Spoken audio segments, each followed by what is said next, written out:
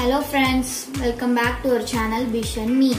இன்னைக்கு நம்ம சேனல்ல நான் வந்து ரொம்ப ஈஸியான பிரேக்ஃபாஸ்ட் ரெசிபி தான் சொல்ல போறேன். பிரெட் வச்சு இதுக்கு வந்து நான் 1 பாக்கெட் பிரெட் எடுத்துர்க்கேன். அப்புறம் 3 ஆனியன்ஸ் சாப் பண்ணி வச்சிருக்கேன். அப்புறம் 2 டொமேட்டோஸ் சாப் பண்ணி வச்சிருக்கேன். 2 எக் எடுத்துர்க்கேன். கொரியாண்டர் லீஃபும் கரி லீஃபும் எடுத்து வச்சிருக்கேன். கறிவேப்பிலையும் கொத்தமல்லியும் எடுத்து வச்சிருக்கேன். அப்புறம் இது கொஞ்சம் மசாலா தேவைப்படும். அது போடும்போது நான் சொல்றேன். அதுக்கு நான் ஒரு பேன்ல ஒரு 1 டேபிள் ஸ்பூன் அளவுக்கு ஆயில் விட்டுருக்கேன். இப்போ ஆயில் ஹீட் ஆனதும் இது கூட கடுகு ஆட் பண்ணிக்கிறேன். கடுகு ஆட் பண்ணதும் நான் வந்து ஆனியன்ஸ் ஆட் பண்ண போறேன். கடுகு போட்டதும்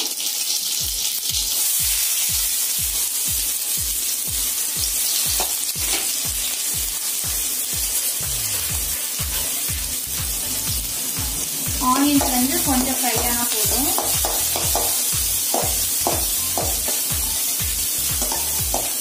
இது ஃப்ரை ஆகும்போது இது கூட நான் கருவேப்பிலை ஆட் பண்ணிக்கிறேன்.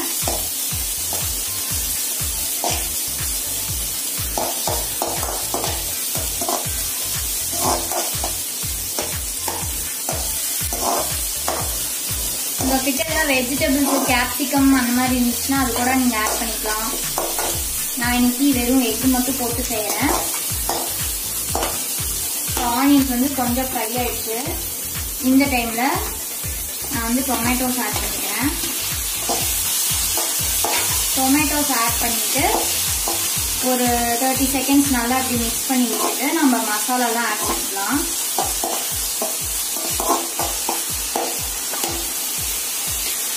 ஃபர்ஸ்ட் நான் டொமேட்டோஸ் வேகணும் அப்படிங்கிறதுக்காக நான் சால்ட் ஆட் பண்ணிக்கிறேன்.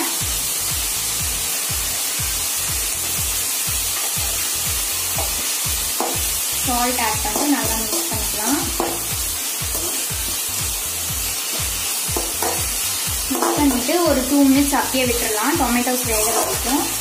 அதுக்கப்புறம் நம்ம மசாலா ஆட் பண்ணிக்கலாம். 2 மினிட்ஸ் கழிச்சு பார்க்கலாம் எப்படி இருக்குன்னு. இப்போ பார்த்தீங்கன்னா டொமேட்டோஸ் வந்து குக் ஆயிடுச்சு. இந்த டைம்ல நம்ம மசாலாஸ்லாம் ஆட் பண்ணிக்கலாம். நான் வந்து 1/2 டீஸ்பூன் சில்லி பவுடர் ஆட் பண்ணிக்கிறேன். உங்க காரத்துக்கு தகுந்த மாதிரி ஆட் பண்ணிக்கோங்க.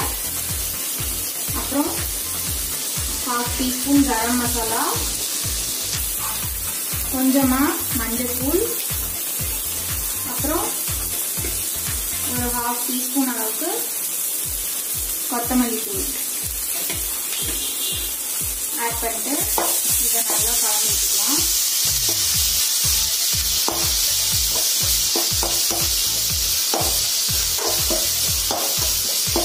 கலந்து விட்டுட்டு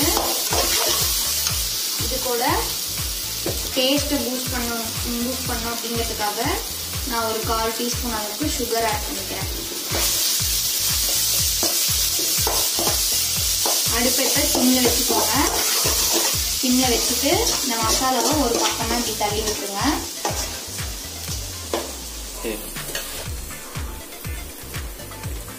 இப்போ மசாலா ஒரு பக்கமா தள்ளியாச்சு. நாம எக்கை வந்து உடைச்சு விட்டுக்கலாம்.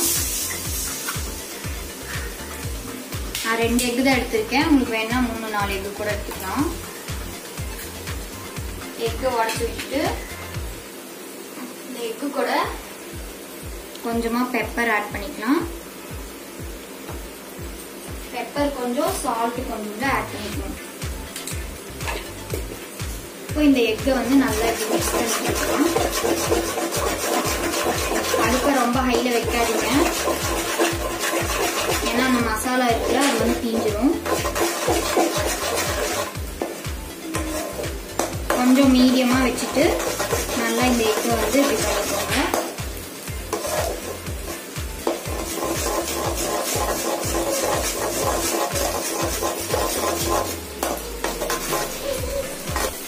இப்போ எக் பார்த்தீங்கன்னா வெந்துருச்சு. இந்த ஸ்டேஜ்ல நம்ம இது எல்லாத்தையுமே மிக்ஸ் பண்ணிக்கலாம். மிக்ஸ் பண்ணிட்டு இது கூட கொஞ்சமா நான் வந்து வாட்டர் ஆட் பண்ணிக்கிறேன். ஜஸ்ட் ஒரு 1/2 டம்ளர் அளவுக்கு, 1/4 டம்ளர் அளவுக்கு நான் வாட்டர் ஆட் பண்ணிக்கிறேன். அவ்வளோதான், நமக்கு மசாலா வந்து ரெடி ஆயிடுச்சு.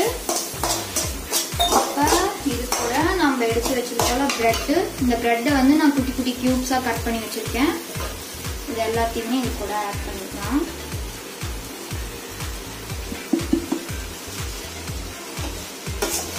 அவ்வளோதான். நம்ம இதை ஃபுல்லாக மிக்ஸ் பண்ணிட்டு உங்களுக்கு நான் காட்டுறேன். இப்போ நான் இதை ஒரு 3 மினிட்ஸ் நல்லா மிக்ஸ் பண்ணி விட்டுட்டேன். பார்த்தீங்கன்னா எல்லா மசாலாவும் கோட் ஆயிடுச்சு. இந்த டைமில் நான் ஒரு 1/2 ஸ்பூன் இல்லைனா 1 ஸ்பூன் அளவுக்கு டொமேட்டோ கெச்சப் ஆட் பண்ணிக்கிறேன், ஜஸ்ட் ஒரு டேஸ்ட்காக. அவ்வளோதான். இப்போ வந்து ஒரு 1 மினிட் ஹை ஃப்ளேமில் வச்சு குக் பண்ணிவிட்டு அதை ஆஃப் பண்ணிக்கலாம்.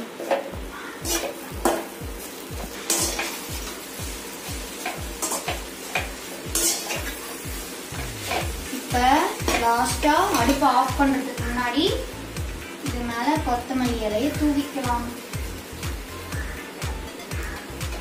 தூவிட்டு ஒரு டைம் நல்லா மிக்ஸ் பண்ணி விட்டுட்டு அடுப்பை ஆஃப் பண்ணிக்கலாம். நான் சர்வ் பண்ணிட்டு உங்களுக்கு காட்டுறேன். அவ்வளோதான். இப்போ நமக்கு எக் பிரெட் புர்ஜி ரெடி ஆயிடுச்சு. கண்டிப்பாக நீங்களும் ட்ரை பண்ணி பார்த்துட்டு எப்படி இருக்குன்னு கமெண்ட்டில் சொல்லுங்கள். இது வந்து பிரேக்ஃபாஸ்ட், ஸ்நாக் ஆர் டின்னராக கூட நம்ம செஞ்சு சாப்பிட்டுக்கலாம். நீங்களும் ட்ரை பண்ணி பார்த்துட்டு மறக்காமல் நம்ம வீடியோவை லைக் பண்ணுங்கள், ஷேர் பண்ணுங்கள், சப்ஸ்கிரைப் பண்ணுங்கள். அண்ட் ஆல்சோ மறக்காமல் அந்த பெல் பட்டனை கிளிக் பண்ணால் மறந்துடாதீங்க. அது வரைக்கும் பாய்.